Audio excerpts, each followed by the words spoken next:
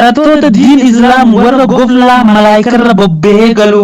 waan rabbiin kabaje miidiyaarra baanee xiqqeessuun hin malu barattoota ilmii barbaacha deemu osoo roobuu bakakkaa barattoota diiniif qabsaa'uun dhiisiin yeroo hunda takkaa ustaazota amantii dhalootaaf dabarsu ulamaa irraa dhaalee ustaazota rakkina irraa obsu guyyaa boruu laalee osoo ustaazonni jiranii diin keenya hin du'u ustaazota qaqqaalii ulamaa irraa diin baratee boru bakka bu'u warra ustaazota kanaan oodu warra isaan arrabsu nuti isaaniin oonna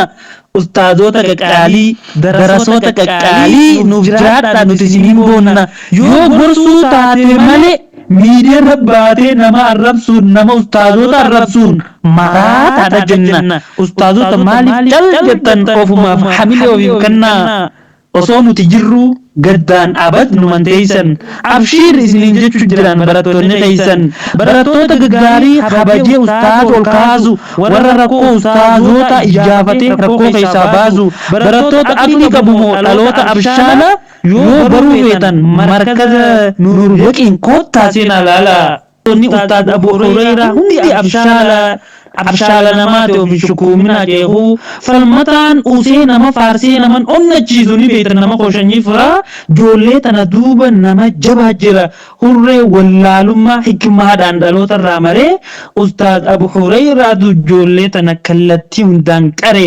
eega rabbiiti ustaaz Abu Hurayraatu leenjisee silaa ani rakkatti barattoonni markaza nuurul yaqiin diiniif qabsaawan joolleen abbaa fakkaatti deemaa oduu gammachuu tana biyya waliin gaha ustaaza barattoota barsiisee eebbise isin hundi dhagaya ustaaz Abu Hurayraa jaama akkuma beektan barachuunis dhiira dargaggeessa ummata tajaajilee nu to'ate miira ustaazonni hundi ni beekan hojii ta'e akhlaaqaa fi gocha gaariidhaan hunda nu boojite tana durattis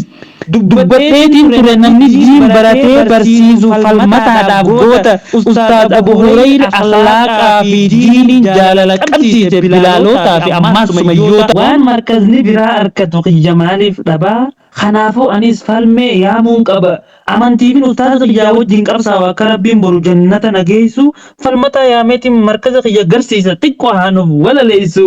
jettee amantii guddisuuf ol kaatee onnattee Naziifaa Shariif jaamti markazeesii guddisuu fi ustaaza gargaartee karoora baafatte Naziifaa qofaa miti Alawiyaa fi Alfiyaanis ni jiran amiirran hedduudha amantii qabsaa'an joolleen tun jabduudha akka barattoota kanatti amantiif hojjedhaa jireenya addunyaatti watti isaa du'uudha jajjabeessuun dirqama amiirran akkanaa takbiirtaa maan jenneef abbootiin sagantaa barisiniin baana yeroon amiirran dubbaddu miseensaas hin dagaddu yoo gahee keessan dhiise walaloo tanaa huniin dhiisa booda dubbaddu miseensa ajaa'ibaa warra ustaazaa fi amiira kabaju gahee isaanii ofiif irraa beekan amiirri dararamee ajaju miseensa amiiraa fi ustaazi isaanii fuuluma laalee haajaa irraa beeku barattoonni ustaaz Abu Hurayraa hundi abshaala namaati ofi shukuumina jeehu